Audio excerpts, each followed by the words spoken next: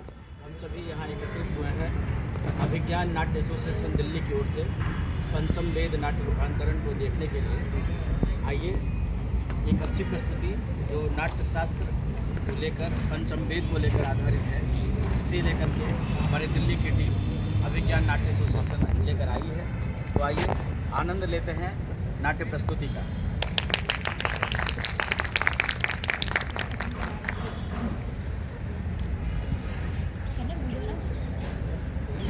वृद्धि हो इस राष्ट्र की आशा सभी संपूर्ण हो, सृष्टि सदा आनंद की जग में सदा संपूर्ण हो, धरती सदा फूले फले ऊपर विमल आकाश हो, सज्जन रहे निर्भय सदा और दुर्जनों का नाश हो। प्रणाम स्वीकार करें मुनिवर। सदा स्नेह बनाए रखें। पूर्व रंग समाप्त हुआ, चलो अब जो कुछ भी सीखा है उसका अभ्यास करो। ये नवीन प्रयोग है, इसमें तनिक भी चूक नहीं होना चाहिए। कहें ऋषिगण, किस प्रयोजन से आना हुआ?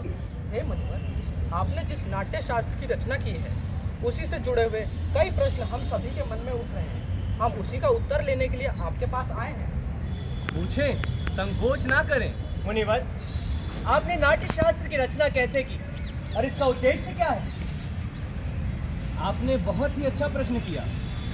ये प्रश्न केवल नाटक के लिए नहीं बल्कि जीवन के सार को समझने का एक माध्यम है।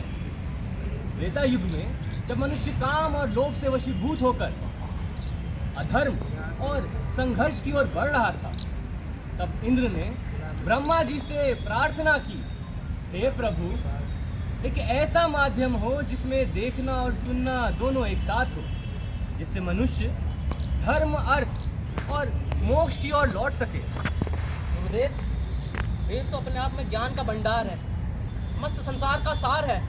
वेद अपने लिए उपलब्ध है, फिर ये नया वेद क्यों गुरुदेव?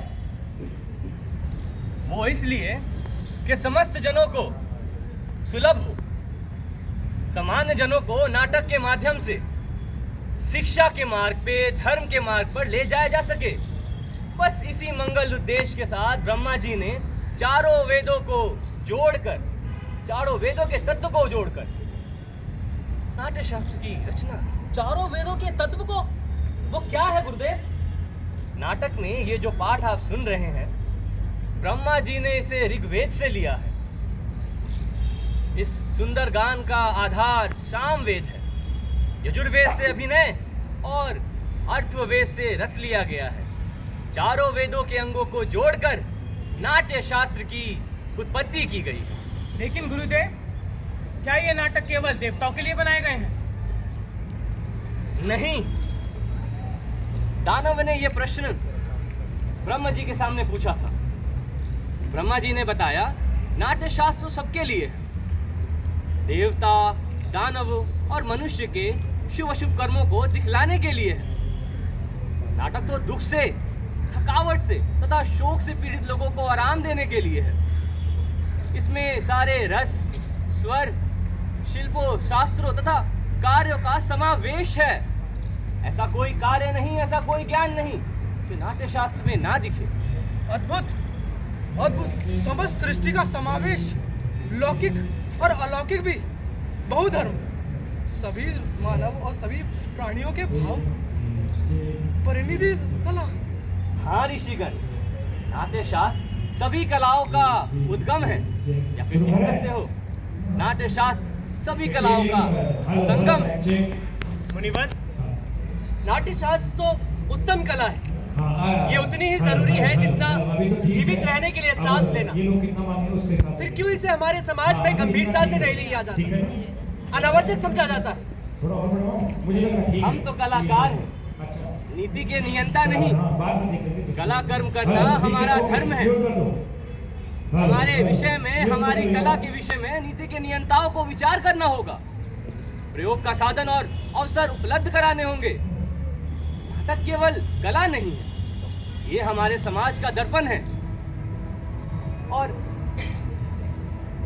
रंगमंच वो भौतिक, जाति और भौगोलिक सीमाओं से परे है, जो सब सामूहिकता में मानवता की बात करता है। आज भी रंगमंच समाज विषम परिस्थितियों को दूर करके समाज में समता का भाव लाता है, बस। और ये भाव निसंदेह धरती को स्वर्ग बना सकती है। निसंदेह मुनिवर, निसंदेह। कला विहीन समाज तो पशुओं का समाज है। इसी आशा और अपेक्षा से कि यह समाज कला और कलाकारों को वो स्थान दे जिनके वो अधिकारी हैं, मैंने नाट्य शास्त्र को पंचम वेद कहकर पुकारा है। पंचम वेद? अद्भुत! पंचम वेद, सभी वेदों के ज्ञाता।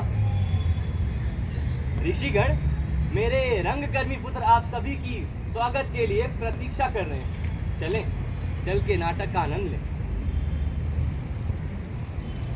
रिद्धि हो इस राष्ट्र की आशा सभी की पूर्ण हो, सृष्टि वह आनंद की जग में सदा संपूर्ण हो, धरती सदा फूले फले ऊपर विमल आकाश हो, सज्जन रहे निर्भय सदा वह दुर्जनों का नाश हो। धन्यवाद।